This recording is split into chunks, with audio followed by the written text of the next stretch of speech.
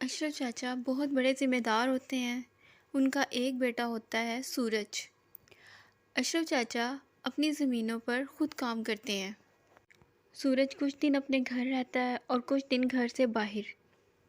سورج کی ماں کہتی ہے سورج جاؤ اپنے ابا کو بلا کر لاؤ، وہ کھانا کھا لیں۔ سورج کھیتوں میں اپنے ابا کے پاس آتا ہے اور کہتا ہے ابا جی گھر آ کر کھانا کھا لیں۔ سورج کے ابا کہتے ہیں بیٹا آج کھیتوں میں بہت کام ہے، میں شام تک گھر لوٹ آؤں گا۔ سورج کہتا ہے ابا میں نے بھی کچھ دنوں کے لیے شہر جانا ہے، اب شام کو جلدی آ جائیے گا۔ پھر سورج وہاں سے واپس چلا جاتا ہے۔ راستے میں سورج کا دوست ملتا ہے۔ وہ سورج سے کہتا ہے مجھے کچھ پیسے چاہیے۔ سورج اس کی مدد کر دیتا ہے۔ سورج بہت اچھا انسان ہے، وہ سب کی مدد کرتا ہے۔ سورج کا دوست اس کا شکریہ ادا کرتا ہے۔ سورج اپنے ابا سے کہتا ہے میں کچھ دنوں کے لیے شہر جا رہا ہوں۔ سورج کے ابا کہتے ہیں بیٹا تم کیا کام کرتے ہو، کبھی بتاتے نہیں ہو، کوئی چوری ووری تو نہیں کرتے؟ سورج کہتا ہے نہیں ابا نہیں۔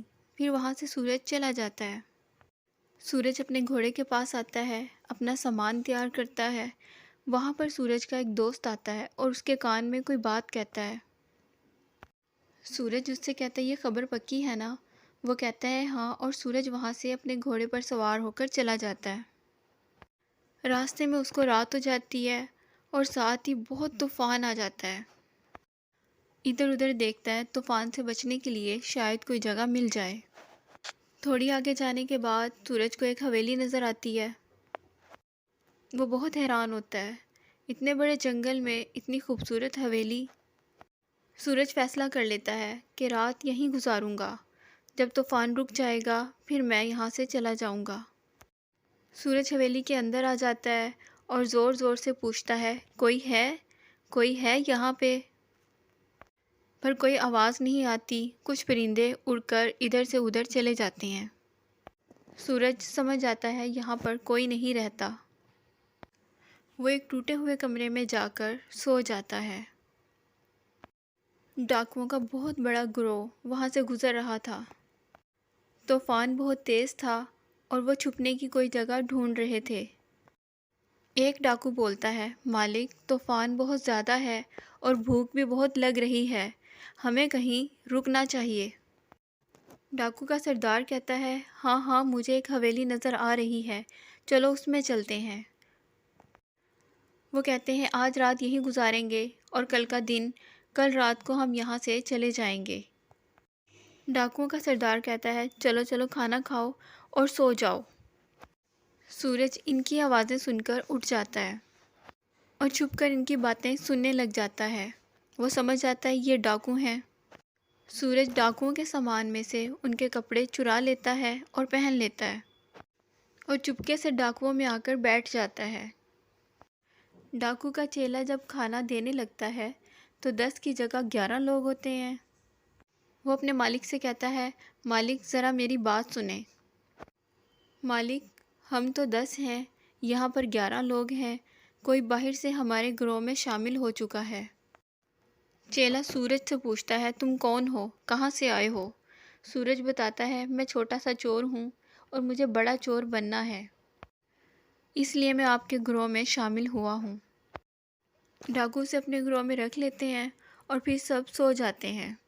اگلے دن سورج جب صبح کو اٹھتا ہے وہ باہر جاتا ہے۔ سورج دیکھتا ہے ایک ڈاکو اکیلا بیٹھا رو رہا ہوتا ہے۔ سورج اس سے پوچھتا ہے کیا بات ہے، تم کیوں رو رہے ہو؟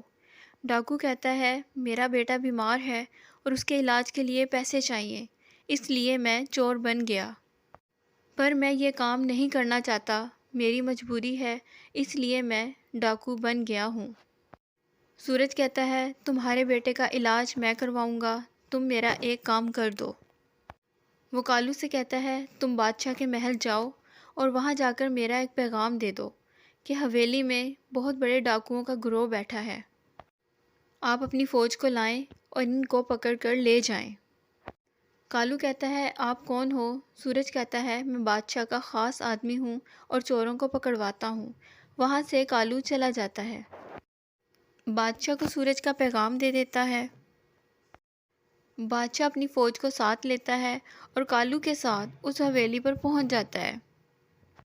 بادشاہ کے سپاہی سب ڈاکوؤں کو پکڑ لیتے ہیں۔